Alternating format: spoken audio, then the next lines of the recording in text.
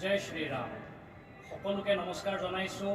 আজি आमार कारणे परम सौभाग्यर कथा जे आमी अসমীয়া रामायण अयोध्या जी आमार जिखन पत्रिका आमी उन्मोचन কৰিবলৈ আগবাঢ়িছোঁ। आमार परम पूजनीय धर्माचार्य स्वामी दिव्यानंद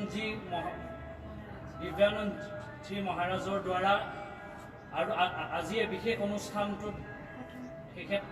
आमार मजत उपस्थित आछे। पोनप्रथमते आमी सम्बर्धना अनुष्ठानटोलै आगबाढ़िब विचारिছোঁ और यार बारे मैं विश्व हिंदू महासंघर मातृ प्रकोष्ठर सम्मानीय सम्पादिका मधुमिता दासक मैं अनुरोध जनाइছোঁ जे तेखेतक एखन कुलाम गामोचा और जापिरे सम्बर्धना जनाय।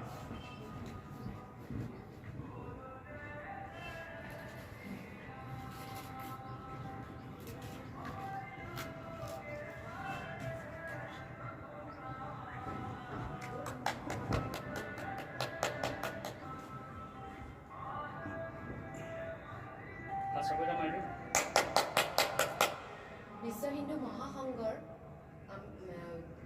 धर्माचार्य दिव्यानंद महाराज जीए आमार जी पत्रिकाखन आज शुभ उन्मोचन करिब। आमी सभी को प्रणाम। असमीज रामायण को विश्व दरबार में प्रतिष्ठित करने की जो कोशिश की गई है उसके लिए हम तहे दिल से लुहित जिस एजुकेशनल ट्रस्ट को धन्यवाद और कृतज्ञता देते हैं। आज असमीज रामायण अयोध्या का आज विश्व हिंदू महासंघ के सम्मानीय धर्माचार्य स्वामी दिव्यानंद जी महाराज के शुभ कर कमलों द्वारा आज विमोचन हुआ और आज इस शुभ अवसर पर मैं उन्हें निवेदन करता हूं कि वो इस विषय में अपना जो भी वक्तव्य है वो बताएं। जय श्री राम सभी को।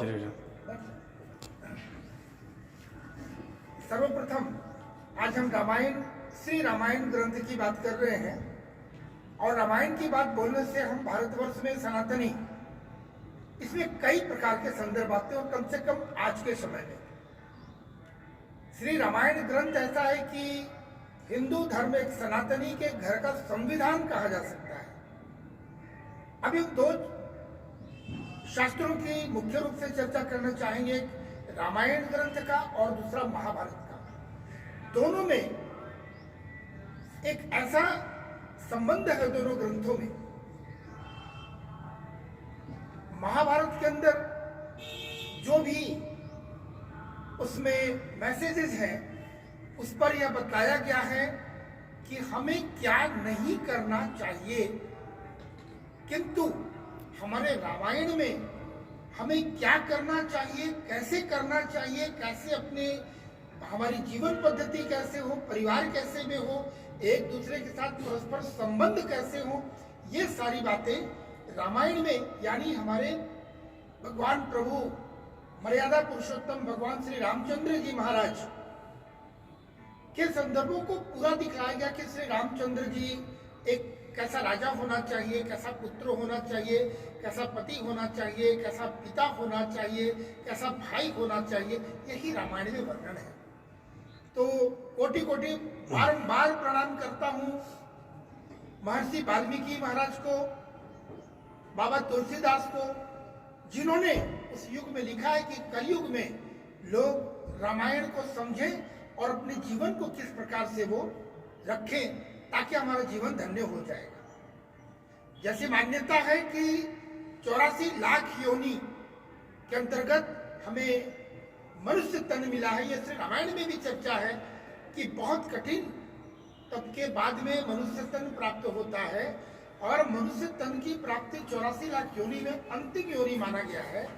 इसी योनि से ही के ही माध्यम से मनुष्य को मोक्ष की प्राप्ति होती है।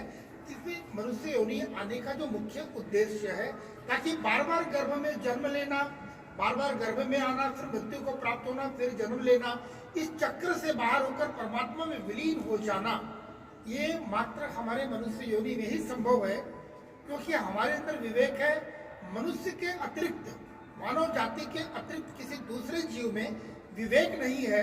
उसे उचित अनुचित का ज्ञान नहीं, किंतु मानव तन में यह है। इसलिए हम अपने जीवन को कैसे चलें और मोक्ष की प्राप्ति में कैसे चलें, किंतु जब तक हम इस समाज में